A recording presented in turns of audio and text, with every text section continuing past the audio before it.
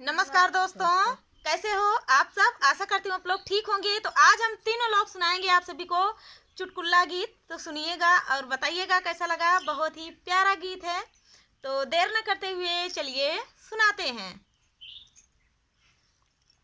अखिया नशा में भरल रजऊ कहाँ रहा, अखिया नशा में भरल रजऊ कहाँ रहा, अखिया नशा में भरल रजऊ कहाँ रहा, अखिया नशा में भरल रजऊ कहाँ रहा, अखिया नशा में भरल रजऊ कहाँ रहा, अखिया नशा में भरल रजऊ कहाँ रहा।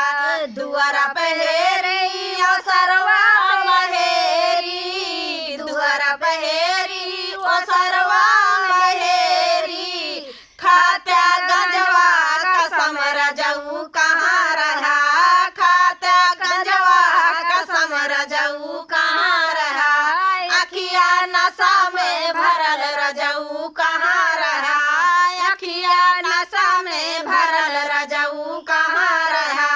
हटिया महेरी बजरिया महेरी, हटिया महेरी बजरिया महेरी, खाता ठेकवा कसम रजऊ कहाँ रहा, खाता ठेकवा कसम रजऊ कहाँ रहा, अखिया नशा में भरल रजऊ कहाँ रहा, अखिया नशा में भरल रजऊ कहाँ रहा, अखिया नशा में भरल रजऊ कहाँ रहा, अखिया नशा में भरल रजऊ कहाँ रहा, अखिया नशा में भरल रजऊ कहाँ रहा, अखिया नशा में भरल रजऊ कहाँ रहा। महला महेरी दू महला महेरी, महला महेरी दू महला महेरी, खाते सब तीन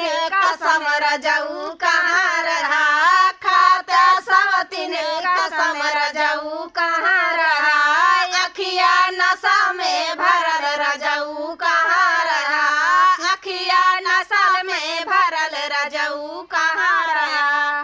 तो दोस्तों ये प्यारा सा गीत आप सभी को कैसा लगा कमेंट में बताना दोस्तों। मिलते हैं नेक्स्ट वीडियो में, तब तक के लिए नमस्कार।